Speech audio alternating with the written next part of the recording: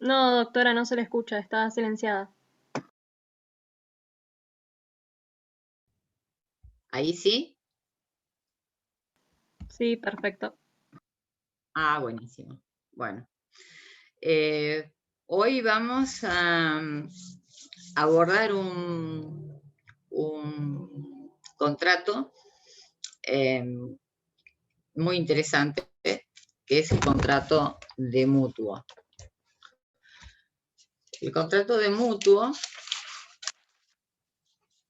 está legislado en el artículo 1525 del Código Civil y Comercial. Con la anterior legislación teníamos digamos, una regulación doble, porque existía el contrato de mutuo civil y el contrato de mutuo comercial. ¿En qué consiste el contrato de mutuo? Podríamos llamarlo como un contrato de préstamo de consumo. ¿Qué significa préstamo de consumo? Que una parte le da a la otra una cantidad de cosas fungibles para que después de un tiempo determinado, o sea, en calidad de dueño, por eso es de consumo, eh, para que después de un tiempo determinado, el mutuario, que sería quien pide el préstamo, le devuelva la misma cantidad de cosas de la misma especie y calidad. Esto mismo lo dice el artículo 1525. Hay contrato de mutuo cuando el mutuante se compromete a entregar. ¿Recuerdan cuando dijimos cuál era aunque hayan desaparecido, digamos, los contratos reales, había una pauta que nos indicaba cuando un contrato era real en otra legislación, por ejemplo, ahora? Pero en el contrato de mutuo, que era un típico contrato real, en la definición misma decía, habrá contrato de mutuo cuando una parte entregue a la otra. Es decir, que mientras no hubiera tradición de la cosa, no había celebración del contrato. Con el Código Civil y Comercial de la Nación, desaparecen los contratos reales y lo vemos específicamente, exactamente en la definición. Se obliga a entregar. O sea, que esto rige, digamos, es una pauta que nos indica, digamos, que el contrato es un contrato consensual. ¿Qué tipo de cosas puede entregar? Nosotros podemos hablar del contrato de mutuo más utilizado o el más común, digamos, que es el mutuo de una cantidad de dinero, o sea, el mutuo dinerario. Y el mutuo dinerario puede solicitarse a una entidad financiera o puede ser solicitado a una entidad, o sea, a un banco, a una entidad financiera que preste, digamos, dinero, e incluso puede ser prestado para un fin determinado. Acá en la guía que les voy a subir, van a tener en claro, por ejemplo, cuando una entidad financiera que no es banco presta para que el consumidor, en este caso, ¿sí?, compre en un negocio o una cantidad de negocios que de alguna forma dependen o están vinculados. O sea, aquí volveríamos a hablar de la conexidad contractual. O sea, vamos a dar un ejemplo, Fadacar. Fadacar tiene una financiera que te presta para que vos compres dentro de su gran comercio, ¿sí? ¿Cuál es la consecuencia de esta vinculación o conexidad entre estos dos contratos? Porque hay un contrato de mutuo y un contrato de compraventa. Una podría ser, por ejemplo, que si no existe, el objeto, porque no está en stock, el mutuario no tiene, o sea, tiene que devolver el dinero que se le ha prestado y no tiene obligación de seguir pagándolo, ¿no? Porque se ha prestado, es importante, por eso que en todo contrato de mutuo, aunque no sea un contrato de consumo, se establezca específicamente el objeto, digamos, o el destino para el cual se lo pide.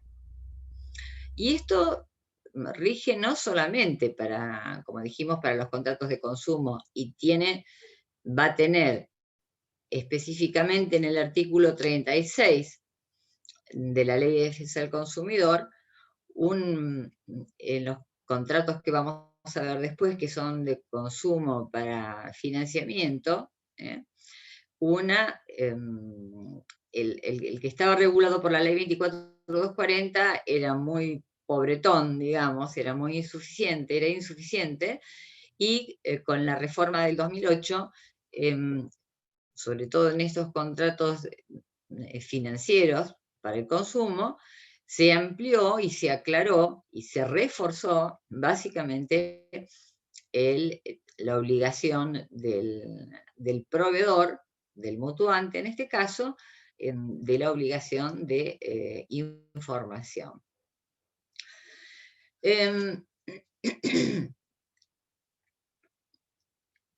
Acá dijimos, bueno, dentro de las características, se da en propiedad de la cosa. Me interesaría, por ejemplo, que pudieran captar, porque hubo una comercialización también aquí, como en otros tantos contratos del derecho civil, ¿no? Entonces se trata, dejando aparte los contratos que son de financiamiento o de préstamo para consumo, o aquellos préstamos otorgados por un banco, incluso puede ser por un particular también,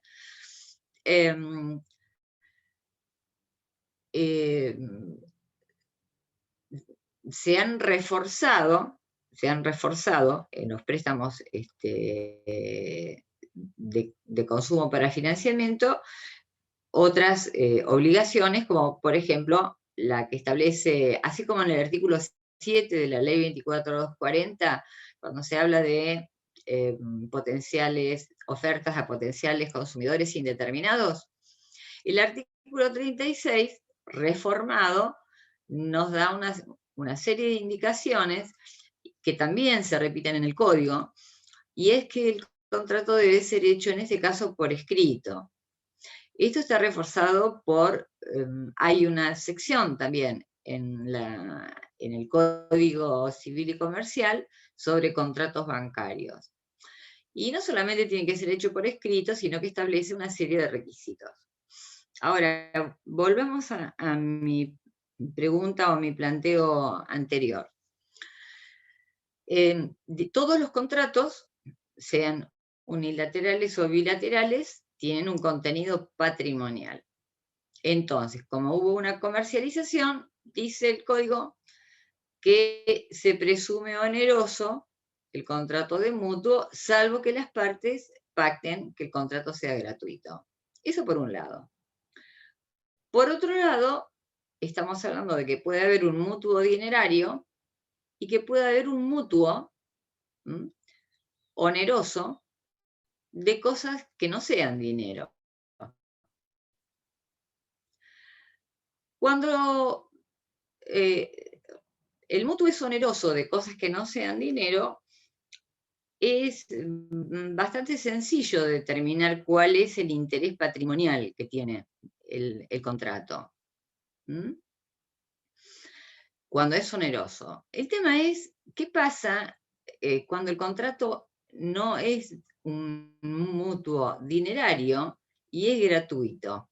Es decir, nos vamos a preguntar siempre cuál es el interés del mutuante de prestar una serie de cosas en calidad de dueño determinadas, que, digamos, fungibles o consumibles, decía el código anterior, para que después de un tiempo determinado el mutuario entregue la misma cantidad de cosas de la misma especie y calidad, pero en este caso estamos hablando de cosas fungibles que no son dinero y además que es gratuito. Entonces la pregunta del millón sería, ¿cuál es el interés patrimonial que tiene el mutuante para entregar en calidad de préstamo de consumo una cantidad de cosas en forma gratuita que no son dinero? ¿Se les ocurre alguna? ¿Algún ejemplo?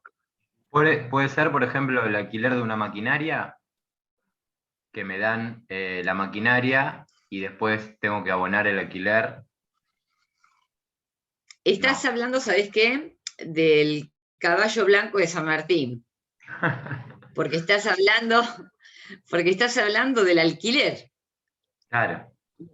Y No, entonces, me refería más que todo a que me están otorgando algo en forma gratuita, me dicen, toma, yo te lo doy durante una semana y vos me pero tenés que dar te dinero. están otorgando el uso y goce. Y justamente vos en el mutuo te dan y vos con eso te comportás en calidad de dueño. Lo cortás, Profe, ¿viste? Sí. puede ser cuando dijo que se daba el cereal o no sé, o determinado tipo de granos a alguien que no lo podía usar para recuperarlo en un momento en que lo pueda aprovechar. Más que el cereal que se almacena, hablemos de las semillas. Las semillas pierden poder germinativo, depende de qué se trate, después de un determinado tiempo. Entonces, para la próxima cosecha, posiblemente no me sirvan. Entonces, y es un insumo caro. Puede ser semillas, pueden ser fertilizantes. Entonces, a mí me conviene, ¿por qué? Porque dejo de perder. Tengan en cuenta que ganar también es dejar de perder. O sea, dejar de perder también es ganar. Entonces, tengo a una persona que es mi vecino en la chacra de al lado, me sobraron semillas de tomates que compré de muy buena calidad. Sé que la próxima siembra, siembra, no van a tener poder germinativo y a mí me va a interesar. Y me va a interesar tener la misma cantidad, un kilo, medio kilo, de la misma especie y calidad, aun cuando el préstamo sea gratuito. Y aquí la doctrina, en el caso de cosas que no son dinero, con la legislación anterior había diferencias en cuanto a qué pasaba, cuando era oneroso, por ejemplo, cuando era oneroso. Decía y se discutía si los intereses tenían que ser siempre en dinero o podían ser una cantidad, digamos, de lo que yo he prestado, un 2%, un 1% sobre lo que yo he prestado, hablando de cosas que no son dinero. Y este código aclara ese punto. Y lo aclara, yo que tengo el código, la tasa de interés en el artículo 1531. Si ustedes tienen el código a mano, dice la tasa de interés consiste en una parte, fíjense, puede consistir en una parte o porcentaje de las utilidades de un negocio. O actividad, o se calcula a una tasa variable de acuerdo con, digamos, la ganancia. Si se pacta de esta manera, estaríamos asumiendo un riesgo también, ¿no? En el inciso B dice que el mutuante tiene derecho a percibir intereses o a recuperar su capital solo de las utilidades o ingresos resultantes de un negocio o actividad sin derecho a cobrarse de otros bienes del mutuante. De esta forma, de esta manera, no es un contrato, no pasa a ser un contrato aleatorio, pero tiene derecho a cobrarse solamente de el producido de esa actividad para el que están destinadas, en el caso de las semillas, ¿sí? Entonces no va a poder, para el mutuante, en el caso, para el mutuario, perdón, que no pueda pagar los intereses, el patrimonio no va a ser la garantía del acreedor. Se puede solamente cobrar sobre el producto un porcentaje pactado. Los intereses tienen que pactarse en el momento del contrato sobre un determinado negocio, negocio o actividad. Así que con esto, con el 1531 nos sacamos un poco esa duda.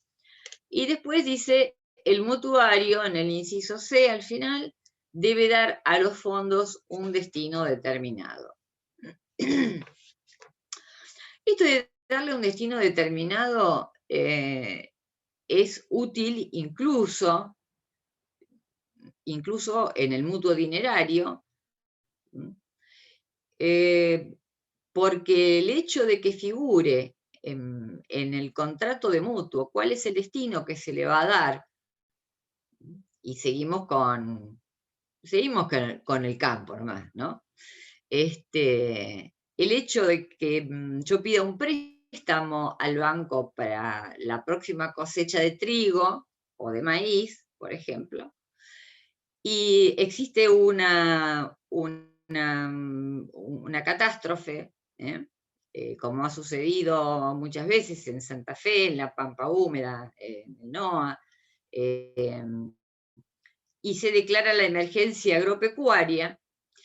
Si en el mutuo existe justamente esta posibilidad de probar que ese dinero yo lo invertí en esa siembra, que por un hecho fortuito no he podido tener ninguna utilidad, generalmente o te hacen condonación de intereses, o te dan un plazo mayor, que puede ser incluso el de la próxima cosecha, para que vos devuelvas lo que te han prestado. Es decir, siempre es importante, ya sea mutuario o mutuante, poner cuál es el destino, digamos, del dinero. ¿Qué otro carácter tiene? Cuando era un contrato real, el único que decía, que sostenía que era un contrato unilateral, era Borda padre, ¿no? El resto de la doctrina sostenía que era bilateral, perdón. El resto de la doctrina sostenía que era unilateral, que el único que estaba obligado era el mutuario y estaba obligado a entregar en el tiempo pactado la cantidad de cosas, ¿sí?, de la misma especie y calidad, de cosas fungibles. ¿Y por qué Borda decía que era bilateral? O sea, ¿cuál hubiera sido la obligación del mutuante en esta postura solitaria, digamos, de Borda? Y Borda decía que tenía una obligación el mutuante de no hacer que era justamente no pedir lo prestado en el tiempo, antes del tiempo determinado. O sea, habría una obligación de hacer. A veces parece como absurdo, ¿no es cierto? Pero recuerden que en el mutuo el factor tiempo es esencial, es un elemento esencial. ¿Mm? Tiene que haber un lapso entre el momento en que me prestan y el momento en que tengo que devolver. Porque esa tiene una función de financiamiento, el préstamo. ¿Sí? Y lo que decía Borda tenía a lo mejor sustento en la política de algunos bancos que establecían, y ahora el crédito está muy retraído, digamos, que si vos devolvías el dinero antes del plazo pactado tenías una multa. Y nos puede parecer medio absurdo. O sea, yo te lo devuelvo antes y encima me cobran una multa, ¿no? O después, antes de haber pagado la mitad del préstamo. ¿Cuál puede ser la razón por la que una entidad bancaria o financiera se vea perjudicada de alguna forma? Si te está cobrando una multa, es porque no le conviene que le devuelvas el dinero antes. Y acá tenemos que pensar, chicos, que voy a bajar el celular. Ahí está. Porque el banco trabaja con actuarios. El banco o una entidad financiera trabajan, digamos, no son fundaciones. O sea, no son ni asociaciones civiles ni fundaciones. Trabajan para ganar. Trabajan para tener lo que se denomina spread, que es la ganancia. Lo voy a matar. El celular. No sé si ustedes alcanzan a escucharlo, pero... ¿Se escucha? ¿Sí? Esperen, a ver. Es que mi socio está subiendo un escrito que mandé. Todavía no pudo volver a Mar del Plata y está teniendo algunos inconvenientes, pero bueno, que esperen. Estábamos en esto. Tanto la entidad financiera como incluso el prestamista privado prestan para ganar. Y hacen lógicamente, sobre todo en el caso de los bancos, como también en las compañías de seguro, hacen un examen financiero, que lo hacen los actuarios que trabajan con estadísticas, para saber qué dinero tienen, qué liquidez tienen, qué dinero pueden prestar, qué sector del mercado es el que les conviene, si les conviene más facilitar tarjetas de crédito o préstamos medianos para el consumo, préstamos a corto plazo. Bueno, en este momento es una de esas épocas que nos han tocado, que nos tocan cada 10 años más o menos, en donde es muy difícil acceder a préstamos a largo plazo, ¿no? Pero el hecho de que vos le devuelvas antes, digamos que le pateás el tablero al actuario, lo descolocás, no le permitís hacer los cálculos que permitan justamente que el banco pueda prever qué va a hacer con su tanta determinada de dinero que ingresa todos los meses, con, lógicamente, los intereses. Por eso, Borda padre decía que tenía una obligación de no hacer, que era justamente la de no pedir antes de tiempo esta cantidad de dinero. Actualmente, sobre todo aquellos bancos que tienen o que deberían tener, al menos en los estatutos, está una función social, como son los bancos públicos, se determina que, en general, que se puede devolver anticipadamente, restándoles los intereses, ¿no?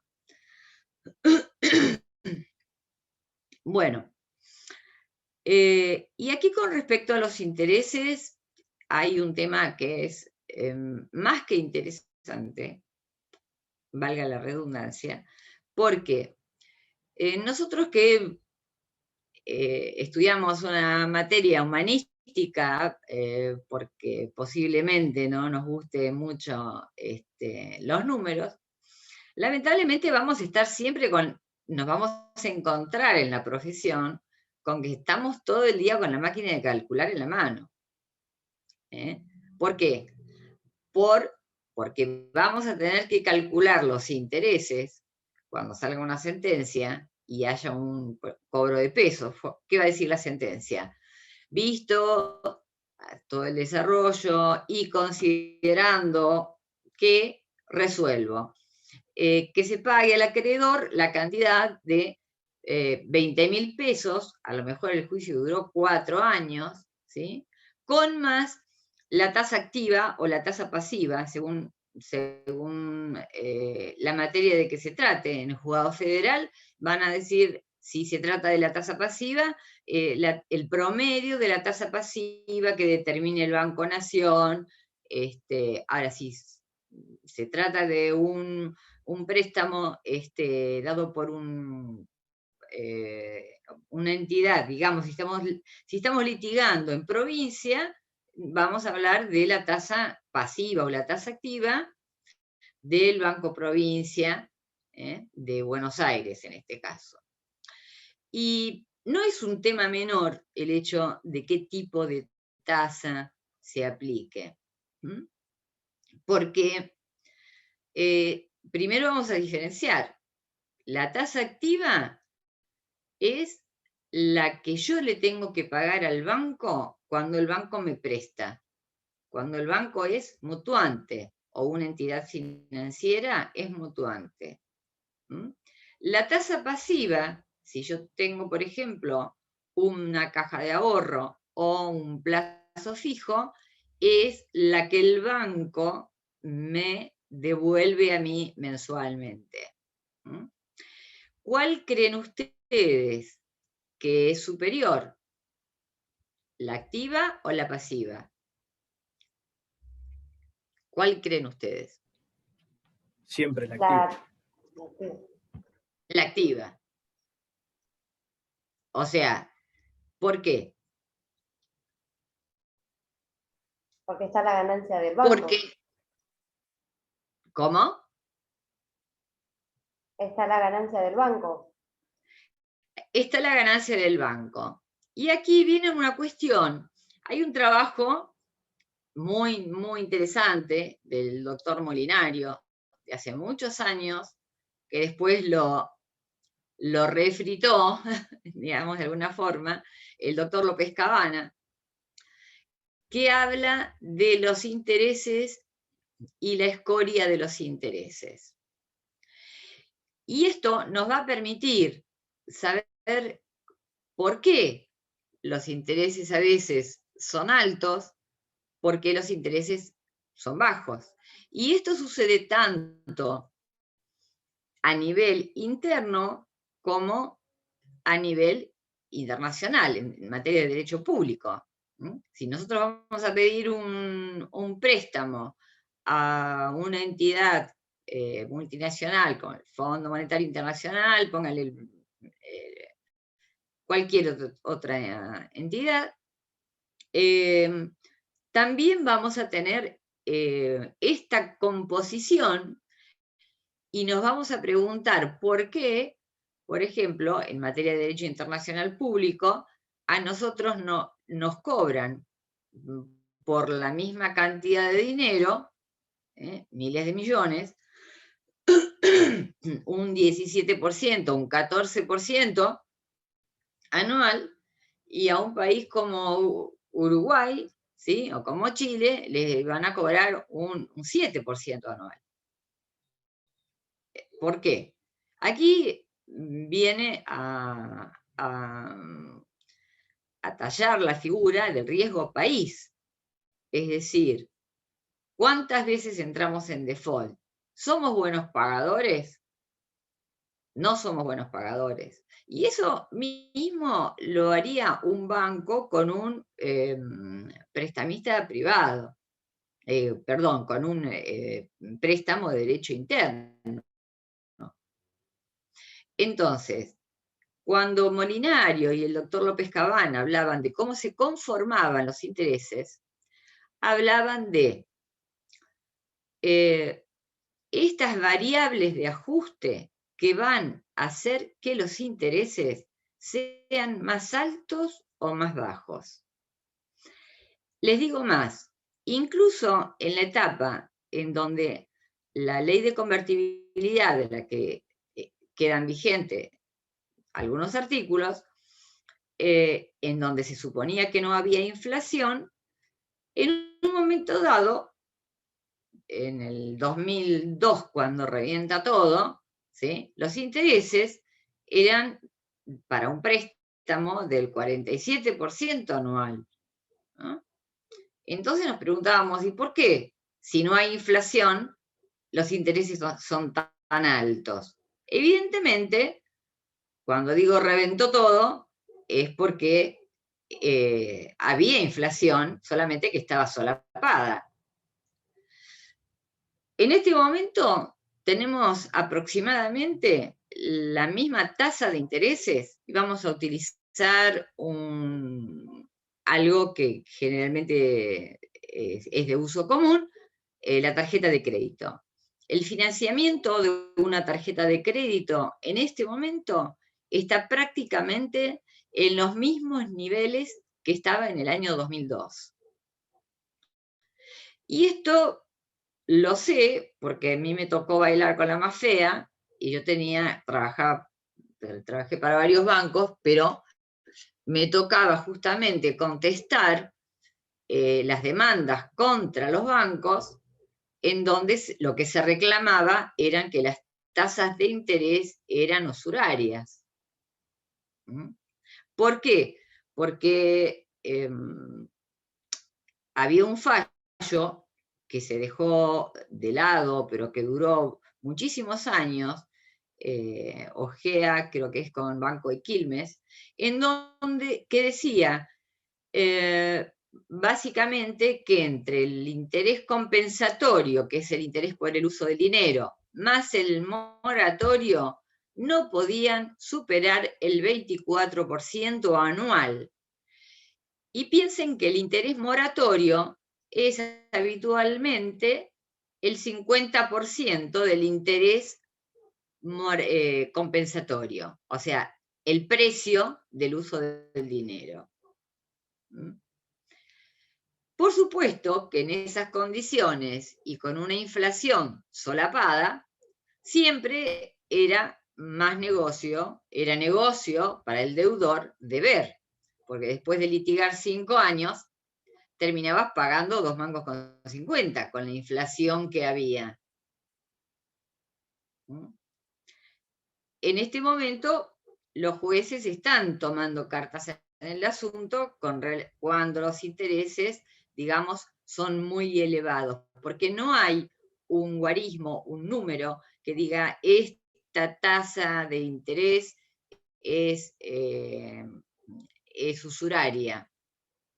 Hasta las tasas que vemos, incluso si ustedes entran en el Colegio de Abogados de Mar del Plata, van a tener un link, ¿no? un link para hacer liquidaciones.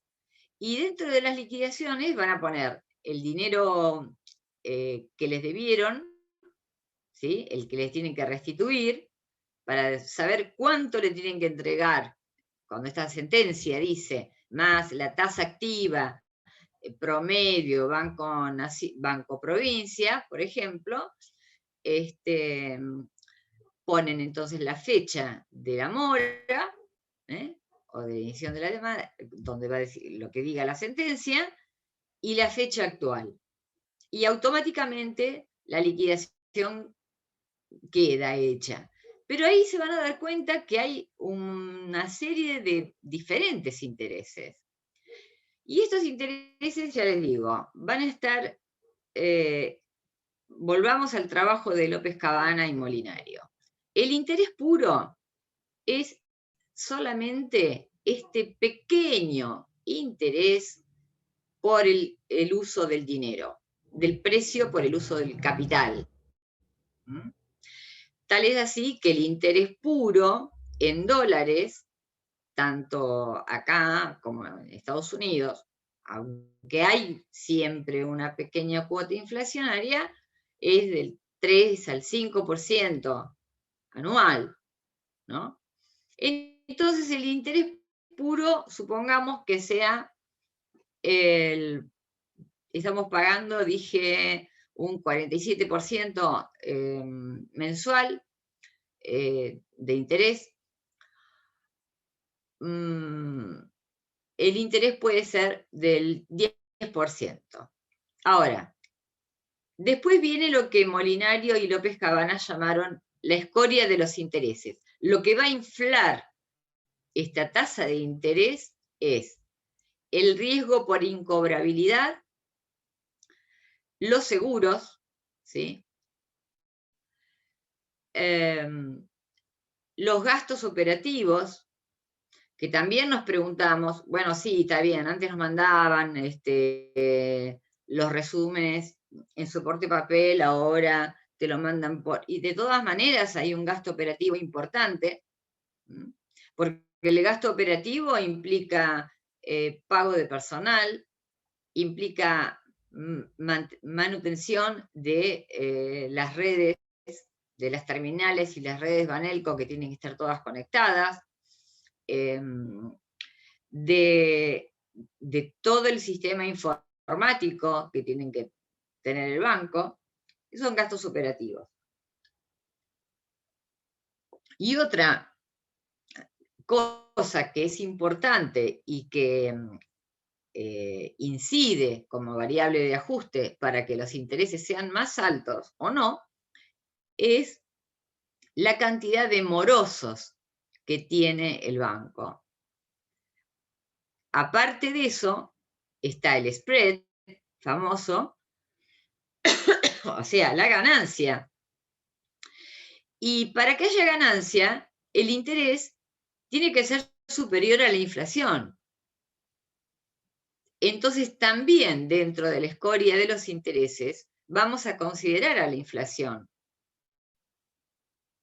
¿Comprenden cómo la inflación es un globo que cuando es chiquito hace que le sea más fácil tener una ganancia para el banco? Y cuando la inflación es importante o desmedida, los intereses se disparan. Entonces, la tasa activa, esta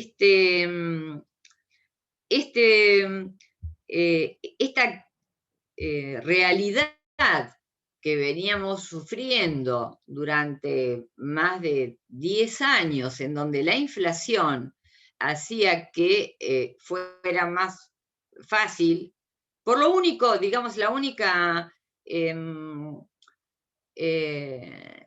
contra que tenía el deudor era que lógicamente terminaba inhibido, ¿no? Terminaba pidiendo prestado justamente fuera del sistema financiero, pero más allá de eso, cuando se le ocurría después de 4 o 5 años de una inflación tan brutal, si había podido seguir con su actividad productiva, en realidad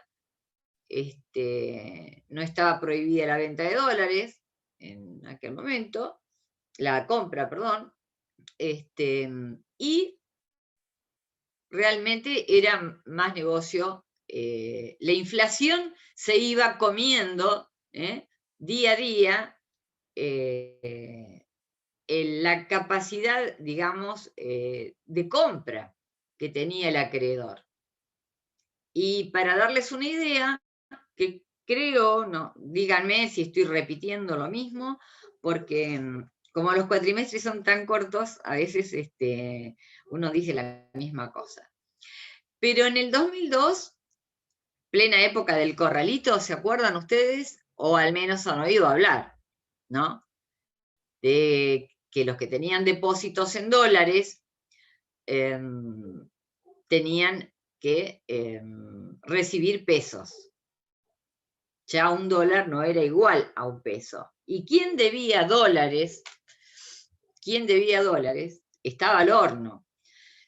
Si le debía una entidad financiera, se hicieron miles de amparos. Acá en Mar del Plata mismo se hicieron como 13.000 amparos.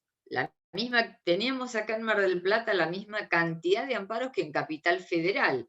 Y nos preguntamos por qué. Por la gran cantidad de gente de la tercera edad que hay acá, en donde tenían sus plazos fijos, sus pequeños ahorros los tenían en plazos fijos. La cuestión es que en el 2002 una empanada costaba, porque atendíamos los amparos, todos eran con habilitación de día y hora, y lo más fácil era pedir pizza o empanadas. Con la pizza generalmente se te manchaba los papeles, entonces pedíamos empanadas. La empanada costaba 0,75 centavos, o sea, 0,75 pesos, perdón. Hoy cuesta 70. El precio de la carne y el precio de los lácteos son los que de alguna manera te marcan la inflación real. Entonces, fíjense ustedes cuál fue la inflación real del 2002 al 2019. Si costaba 0,75, 0,75, y ahora cuesta 50, 60 o 70 pesos una empanada, eso fue, así se depreció el valor adquisitivo de nuestro dinero. Entonces, tenemos tasa activa y tasa pasiva, eso quedó claro, ¿no? En este artículo 1531 habla también de tasa variable. ¿Por qué habla de tasa variable? Porque también podemos pactar que generalmente la tasa fija de interés en un mutuo se pacta cuando el plazo es relativamente corto. Y se pacta cuando es relativamente corto porque hay cierta previsibilidad. Y como este es un país absolutamente impredecible, podés tener a lo mejor estudio o comprarte una computadora,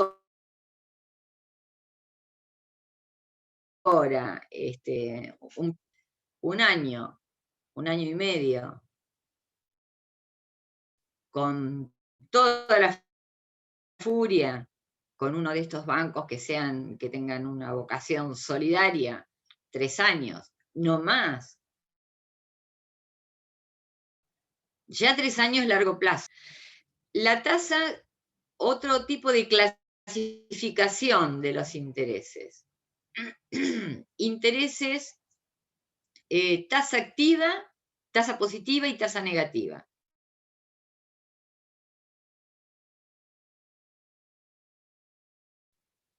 La tasa que le gana a la inflación.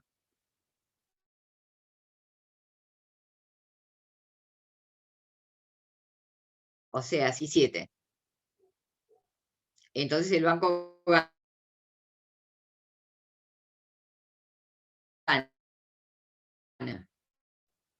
Es mayor,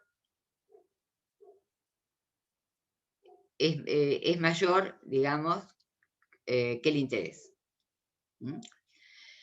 ¿Qué son los intereses moratorios? Los intereses moratorios son aquellos que se pagan,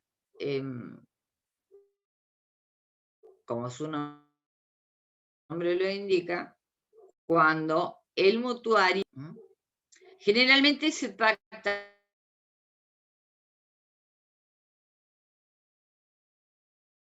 50% de lo que se pacta por intereses compensatorios. ¿Cuáles son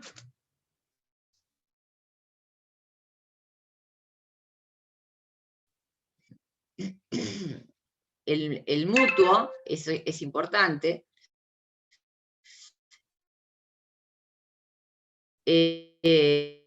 A partir de la acción, en principio, si no fuera porque la vamos a complementar con el artículo 36 de la Ley de Defensa del Consumidor. Y si bien,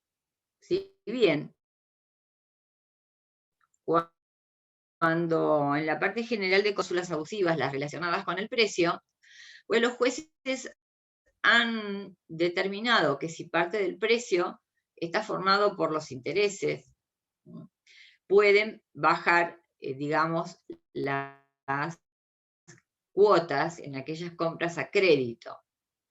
Es importantísima, o sigue siéndolo, aquellos créditos, digamos, para financiación, créditos para compra que determina el nuevo artículo 36, nuevo del año 2008, estoy diciendo, ¿no? En la tabla, esa comparativa que yo les mostré, y acá me estoy fijando que justamente al final, fíjese, el artículo 36 de la ley 24.240 decía, era sumamente pequeño en su contenido también. En las operaciones de crédito para la adquisición de cosas o servicios deberá consignarse bajo pena de nulidad el precio de contado, ¿sí? O sea, ¿cuánto cuesta el contado? Si vos no lo preguntás, por ejemplo, no te lo dicen, el saldo de deuda, el total de los intereses a pagar, la tasa de interés efectiva anual, no solamente la mensual, la forma de amortización de los intereses. Esto está relacionado con los dos sistemas más importantes, que son el sistema alemán y el sistema francés. Para ir achicando los intereses, es el sistema francés, en donde vos vas pagando primero interés, todo lo que pagás es interés, hasta que en la curva de tu préstamo, que te hacen una simulación, un simulador de préstamo, vos empezás a amortizar el capital. Pero primero empezás pagando los intereses. Monto total financiado a pagar. Bueno, esto era insuficiente porque acá decía en el artículo 36 viejo que el Banco Central adoptará las medidas conducentes para que las entidades sometidas a su jurisdicción, que son bancos y entidades financieras, cumplan en las operaciones de crédito para el consumo con lo indicado en esta ley. Esto era realmente muy pobre, y muy pobre para quien iba a tomar como consumidor, recuerden, el carácter de consumidor, ¿sí? Para saber que están dentro de un mutuo de consumo.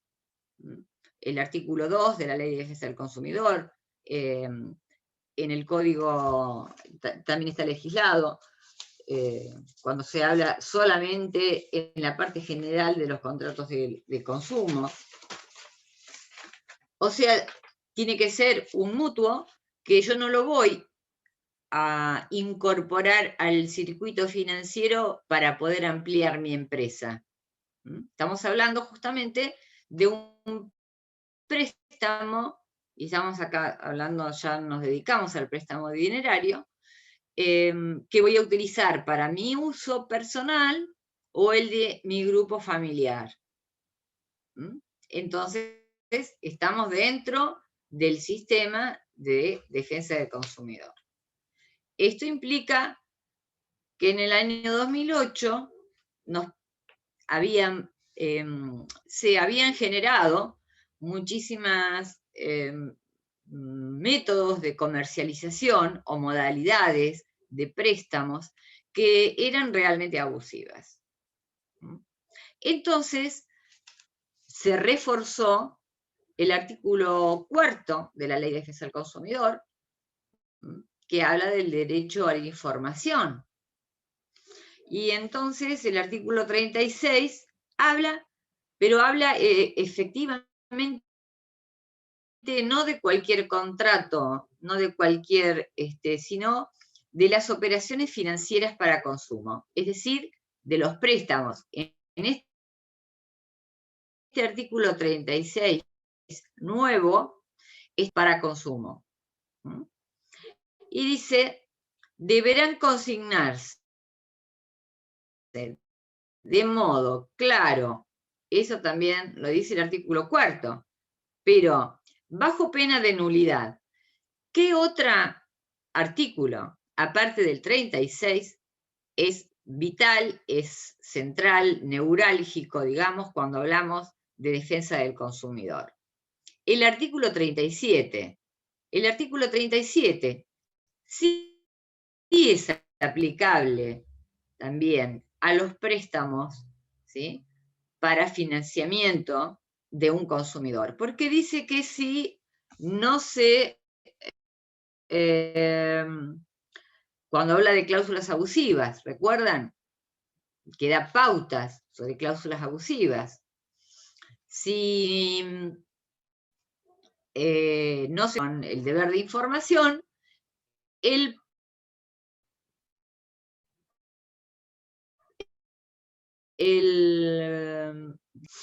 total o parcial del contrato. O el reacomodamiento, digamos, de esto, que serían en este caso los intereses. O la falta de información. Tiene que tener en el inciso A la descripción del bien o servicio objeto de la compra o contratación. Para el caso, aquí está hablando de bienes o servicios.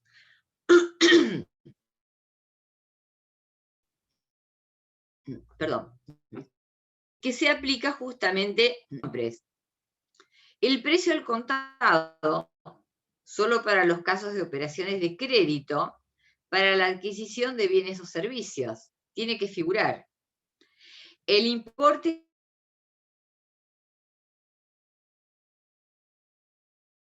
a desembolsar, monto financiado. A veces te dicen, tenés que pagar el 20%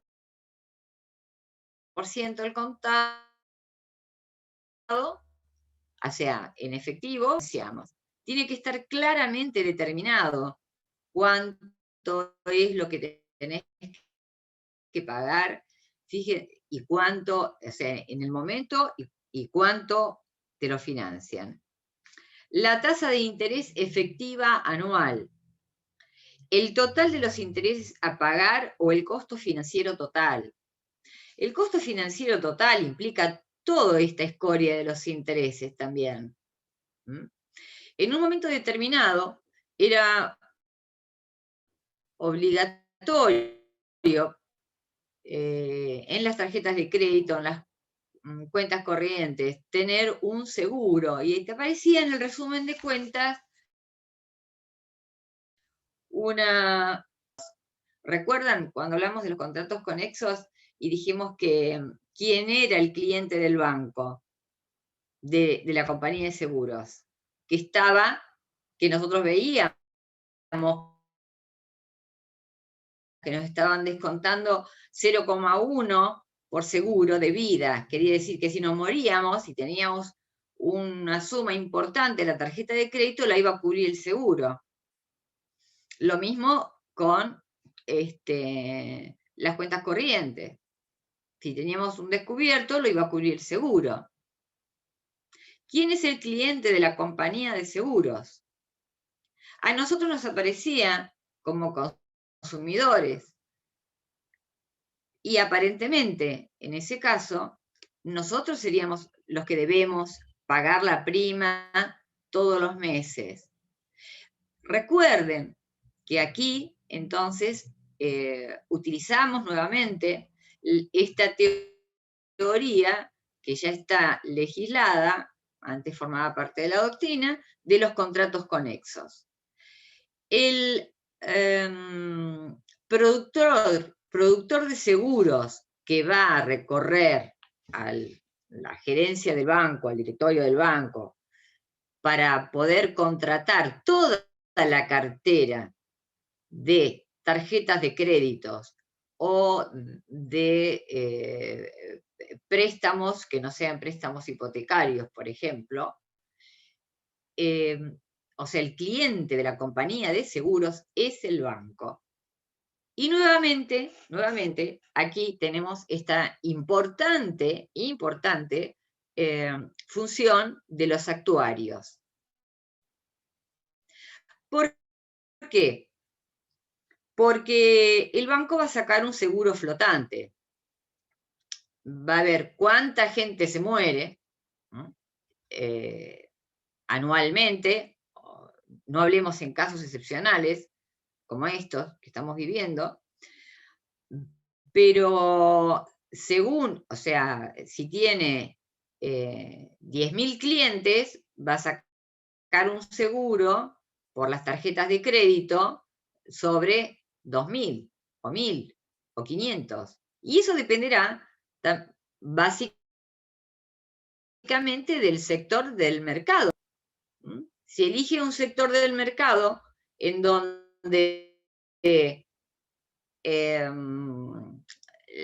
tenemos una franja o de gente muy mayor, es más, el seguro hasta los 75 años, cuando se saca un préstamo hipotecario, es obligatorio, y si la persona que va a sacar un crédito hipotecario tiene más de 75 años, generalmente tiene que tener una garantía que tenga, digamos, una garantía o un fiador. Si no, no le dan el crédito hipotecario. Aunque sea hipotecario, que lo estás comprando para comprar una casa y en teoría si te morís, el banco se queda con la casa. Pero ¿qué pasa? A los bancos no les interesa quedarse con casas. A los bancos les interesa que el dinero circule para poder prestar, para poder ganar.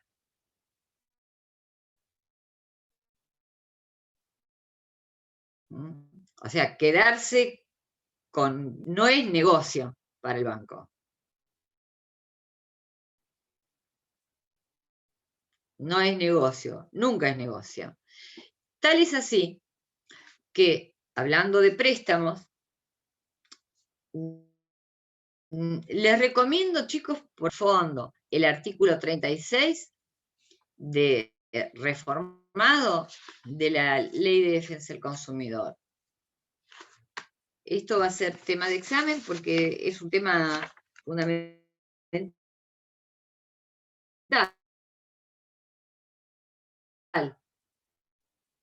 Incluso trata también sobre cuál es la jurisdicción aplicable.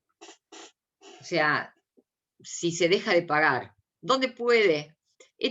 Creo que fue el ejemplo, uno de los ejemplos que di sobre integración del contrato en cláusulas abusivas, cuando vos sacás un préstamo en un banco de Mar del Plata, vos tenés domicilio real en Mar del Plata, y en la última cláusula dice que se va a litigar en caso de algún conflicto en Capital Federal. Bueno, esto está prohibidísimo, ¿no? O sea que el artículo 36, punto, ¿sí?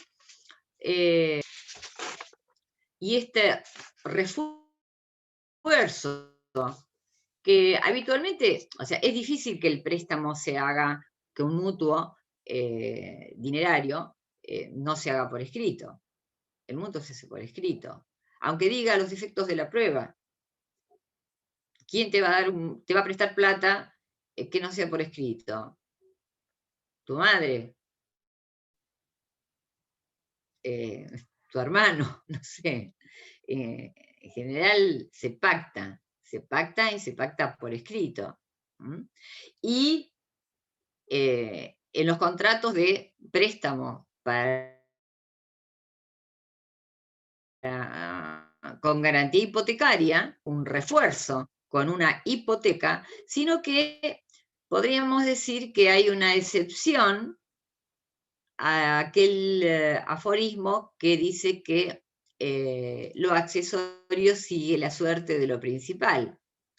¿Por qué? Porque la hipoteca debe ser hecha en escritura pública y la hipoteca es accesoria.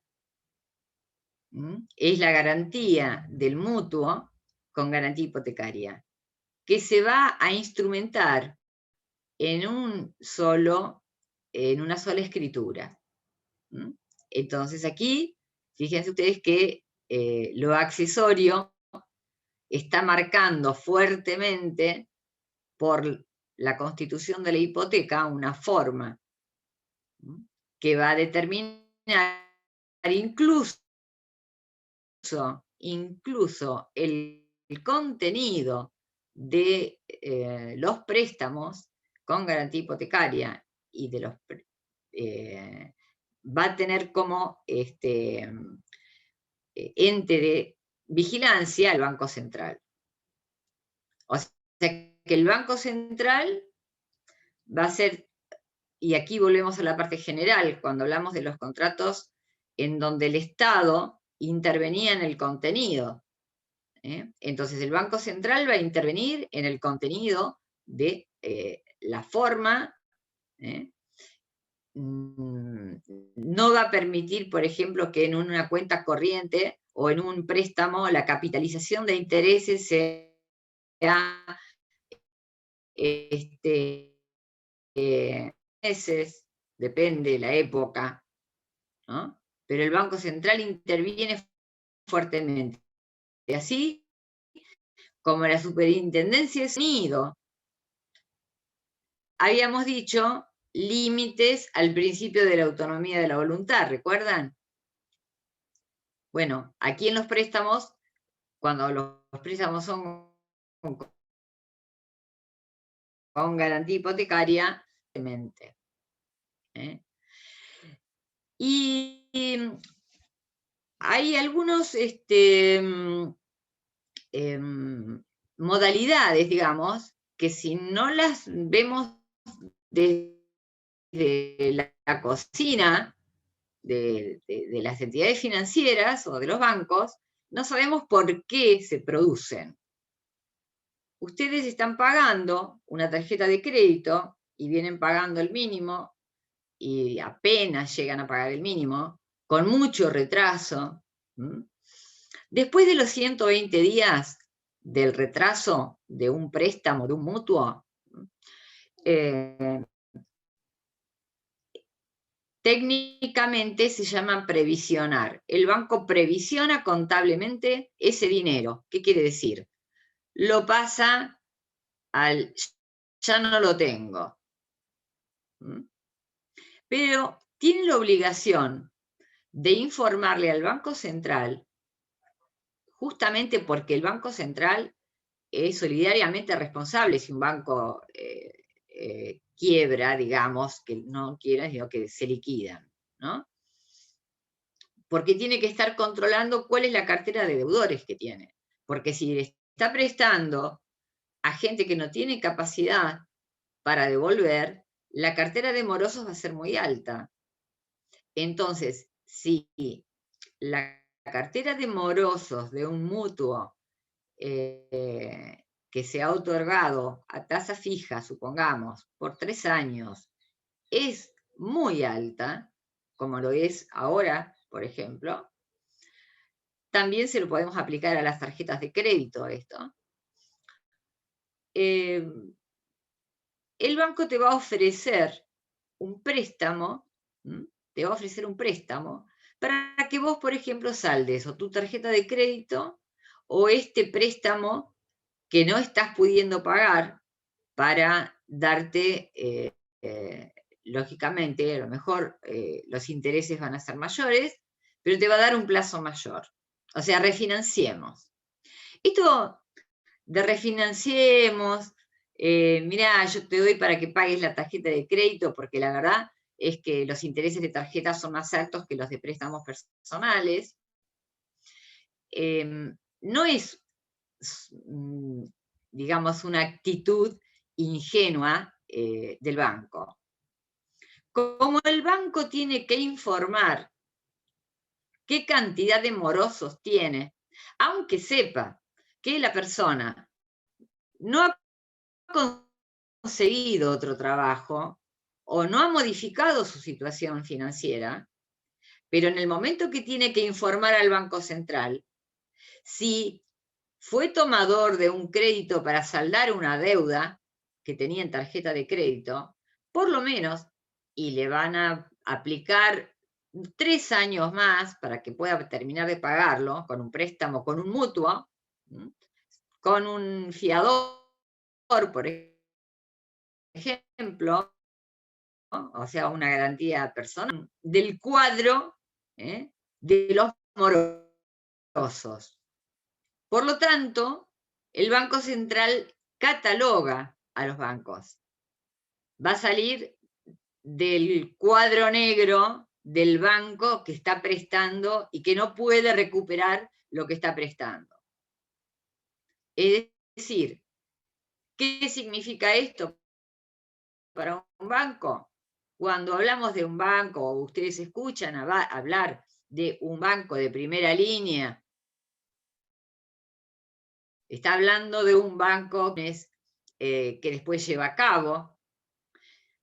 Antes, la mentalidad de hace muchos años atrás era pedir un préstamo y mostrar que uno era solvente. Si era un préstamo, por ejemplo, para realizar un proyecto, ¿sí? Como al banco le interesa que vos le pagues y no rematarte la casa o embargarte si no tiene garantía real, actualmente lo que se hace es otra cosa. Por eso se ha ido modificando el criterio. Bueno, si ustedes son convivientes, juntemos los 2 sueldos, ¿sí?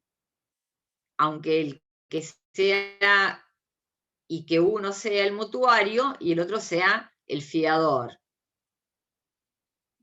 Por ejemplo, si el proyecto, ¿para qué es el mutuo? Y bueno, yo quiero poner una franquicia de tal cosa, bueno, déjenos la carpeta que vamos a estudiar el proyecto. Es decir, la factibilidad del proyecto. ¿Por qué? Porque al banco le interesa prestar para un proyecto que sea viable.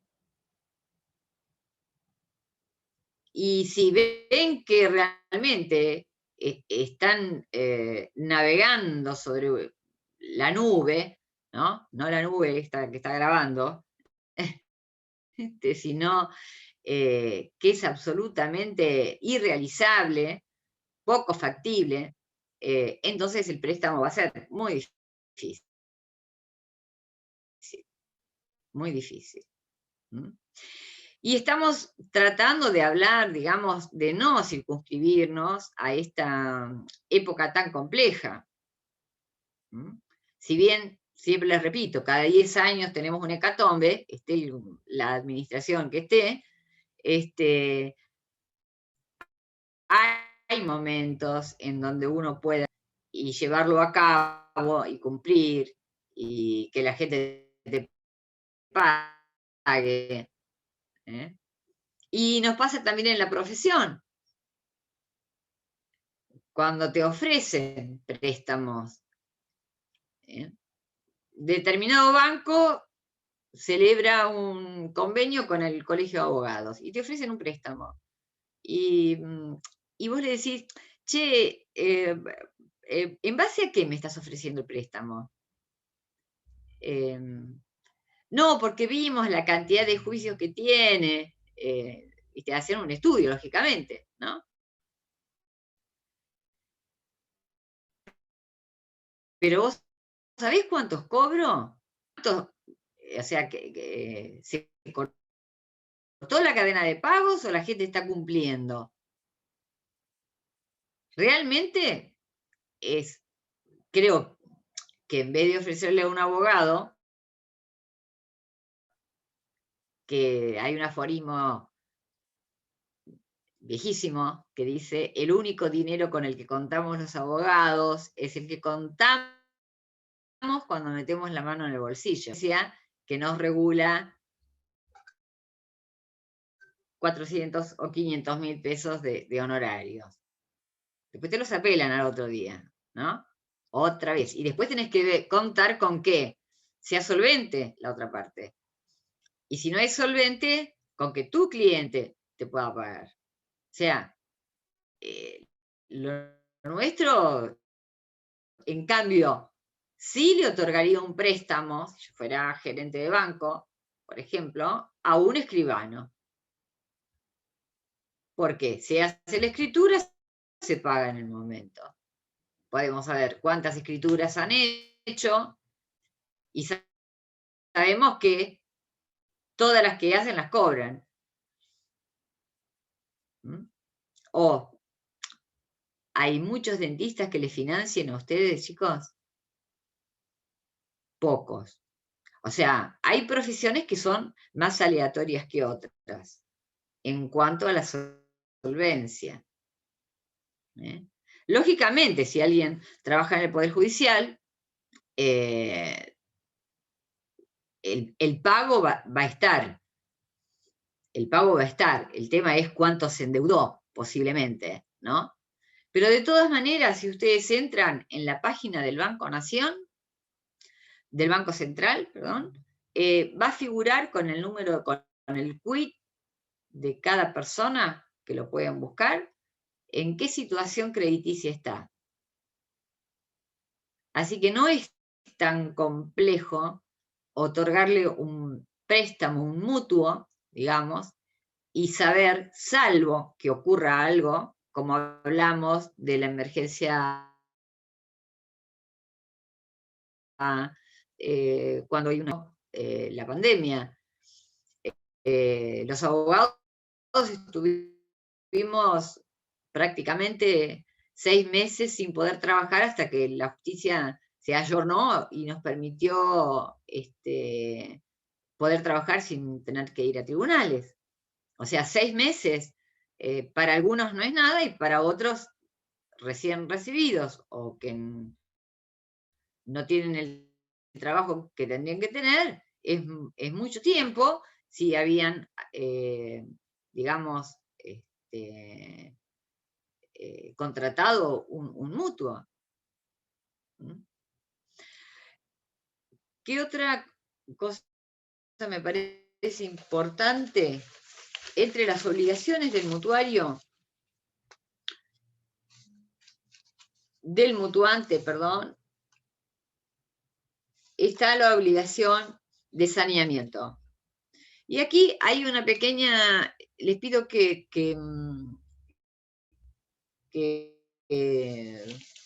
lean, que lo comparen con la parte general de contratos, cuando habla de obligación de saneamiento. En el mutuo hay una regla especial sobre vicios o mala calidad de la cosa.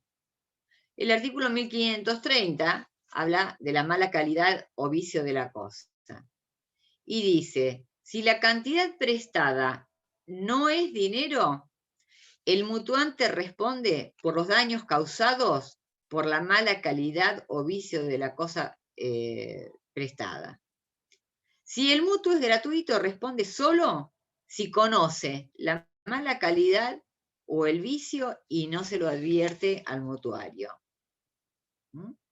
O sea, que si el mutuo es oneroso, la acción de reparación de daños y perjuicios procede siempre. Esto es interesante. Esto es que no se aplicaría a la norma dispuesta en el artículo 1040 del Código Civil y Comercial, lo que impone un trato más agravado en los contratos que en los contratos en general.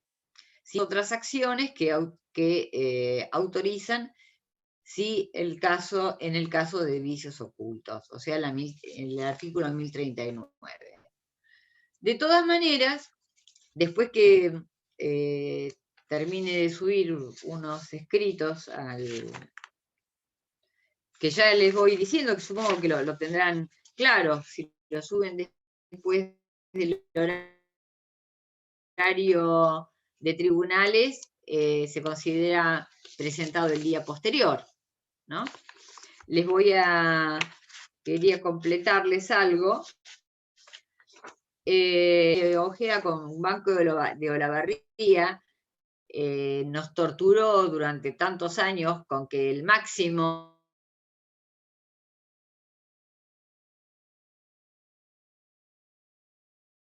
tenía que ser entre compensatorios, lo que rompió justamente con ese criterio, con un análisis realista de cómo era la situación, fue el fallo Zamudio en la Cámara Comercial, en Capital Federal, en una Cámara Comercial, y en nuestro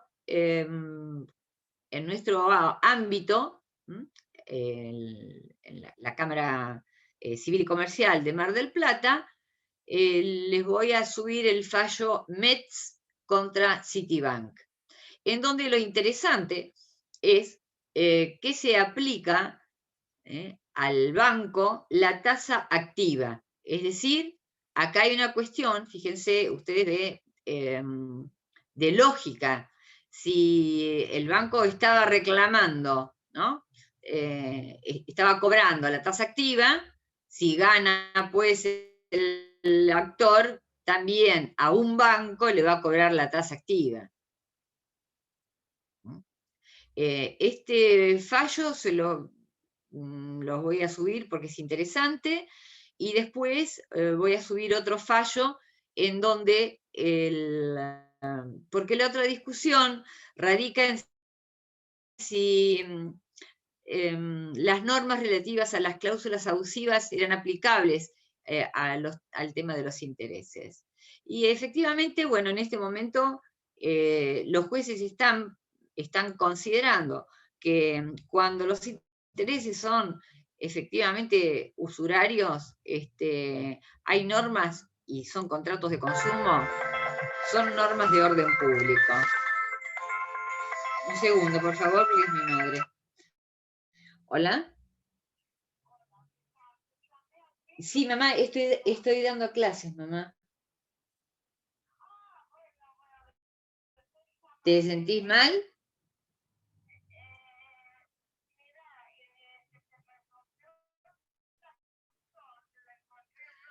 Ajá.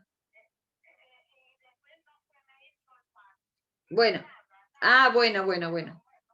Dale. Es que, ¿sabés? Chicos, después de su sexta pancreatitis, no, es la única persona que atiendo. No, todo bien. ¿Qué estaba diciendo recién? Cuando me interrumpió mi madre.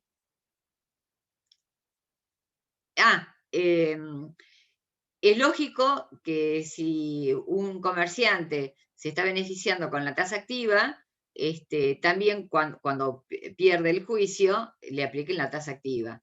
Y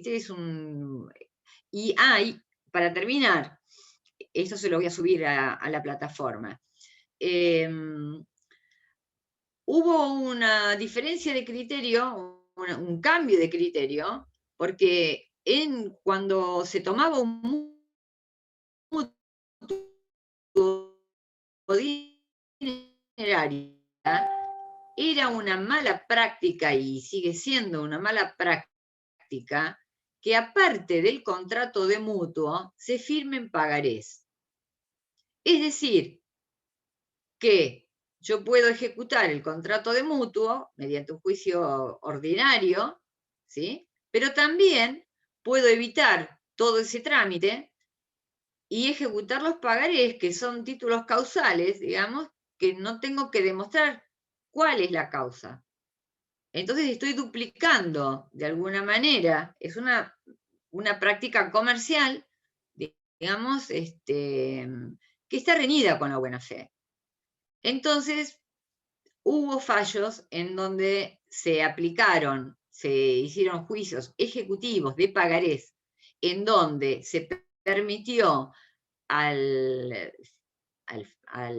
deudor demostrar que correspondía esos pagarés a una operación financiera de compra de consumo, y se permitió, digamos, ofrecer pruebas sobre esta cuestión.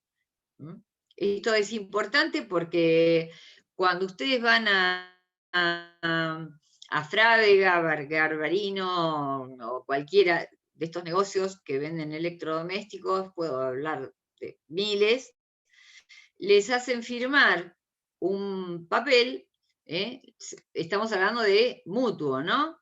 Se lo están financiando. Y si ustedes lo leen, aunque no tenga el formato, es un pagaré.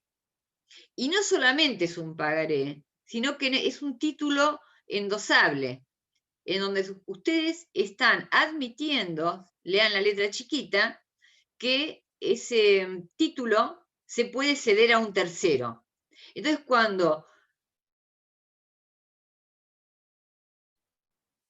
para algo importante, hay una empresa o un estudio jurídico que va a comprar la cartera en mora y va a ejecutar justamente esos pagarés. Solo que no tienen la forma de pagaré. Por eso es importante leerlo. Esos son préstamos que se dan, o financiación, para la compra, porque están comprando en ese mismo momento.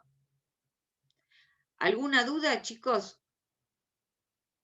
Sobre todo, me interesa que tengan en claro el tema de los intereses. Del mutuo, que es consensual, que dejó de ser real. Antes había que probar la entrega del dinero, ahora no. Recuerden que cuando les dan un préstamo, como dijimos recién, para pagar la tarjeta de crédito y le dan un préstamo personal, porque los intereses son menores, la tradición del dinero se hace vía clearing. No les van a dar el dinero en la mano. Mediante una operación contable, digamos que estamos hablando de la tradición simbólica. Les dieron el dinero, se lo depositaron en la cuenta y le cancelaron, ¿sí?, la cuenta que tenían de tarjeta de crédito, la deuda de tarjeta de crédito. Lógicamente que ustedes van a tener un comprobante de este préstamo. Es importante. Y que sea cancelado, lógicamente. Entonces, ante el Banco Central va a aparecer como en situación regular. Situación regular es situación 1, recuperable, y es lo que van a tomar en cuenta los bancos y las entidades de empresas de riesgo crediticio, como Veraz y algunas otras. ¿De dónde toman? En general, uno de los lugares de donde toman es de la base de datos del Banco Central, porque ahí figura lo que debe cada persona. ¿Sí? Lógicamente que no va a aparecer en el Banco Central si deben al celular, pero sí si deben a una entidad financiera o a un banco. Seguro va a aparecer. Con dificultad de pago, por eso es el 1, 2, 3, 4, 5. Cuando ya te inhibieron, ya estás en fase 5. ¿Alguna duda o algo que quieren que les aclare cuando suba a la plataforma? Chicos, ¿algo? Profe, acá, no sé si se escucha bien. Nada, quedó clarísimo. Sí, perfecto. ¿Podría, le había puesto en el chat, si no es mucha molestia, poner un audio sobre intereses? Que son muy claros y nada, en poquito tiempo están buenos para escucharlo. ¿Para vos? No. Te pregunto. ¿Cómo? Se traba, ando medio mal. Ah, ¿ahí me escuchás? Sí, ¿Ahí sí me te escuchás? Bien, digo si para ustedes, o para vos en particular, es más fácil escucharlo que leerlo. Sí, están buenos los audios, a mí me sirven un montón. Y por lo que hemos hablado con los chicos, están buenos. Aparte son cortitos y no es lo mismo que ver toda la clase por ahí. Se va más a lo Que puntual. comerte el ladrillo de lo que te interesa y lo que no te interesa. Claro, en realidad son Sí, cortos bueno, y sirven mucho. está bien, está bien. No les prometo para hoy, digamos, acá yo tampoco hice un resumen sobre los tipos de intereses, pero voy a subir en la plataforma el contenido, aparte, las operaciones de crédito con fines de consumo, porque están relacionados, están en la parte de contratos, parte especial, con los contratos bancarios. Está separado. Les recomiendo entonces que lean el artículo 37 y 36 básicamente de la Ley de Defensa del Consumidor actualizada. ¿Está?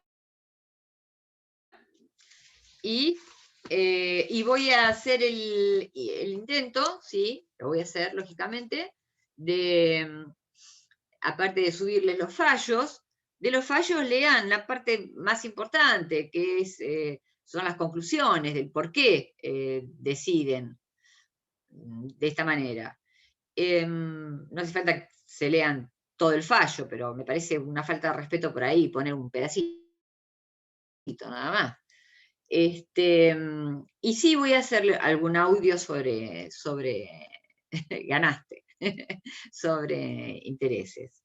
Es importante porque lo van a ver toda la profesión, hagan lo que hagan, se dediquen a lo que se dediquen, van a estar tratando de ver, miren, lo van a tener que entender aunque no ejerzan la profesión, con eso les digo todo. Y van a poder entender por qué los intereses están por las nubes o por qué bajaron, por qué se dan préstamos, por qué no se dan préstamos. ¿Por qué el mutuo es una figura que fluctúa y está tan pegada a la economía? Todo el derecho está adherido de alguna forma a la economía, pero el mutuo en particular. Tanto, como les dije, a nivel interno como a nivel internacional. Así que me parece que es uno de los contratos que los van a ver toda la vida.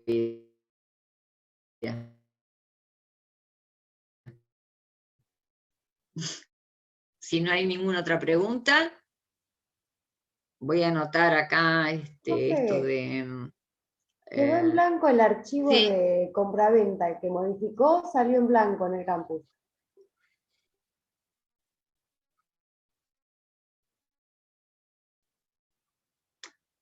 O sea, ¿no se ve nada? No, la página en blanco No me nomás. fijé. Ah, bueno, bueno. No, debe estar oculto y entonces lo voy a poner para que se vea. Me hubieran avisado antes. O alguien me avisó y yo no vi el campus. ¿Alguien avisó antes? Aunque sea un llamadito, algo, porque pasó una semana. Bueno, voy a revisar todo eso, chicos. I promise.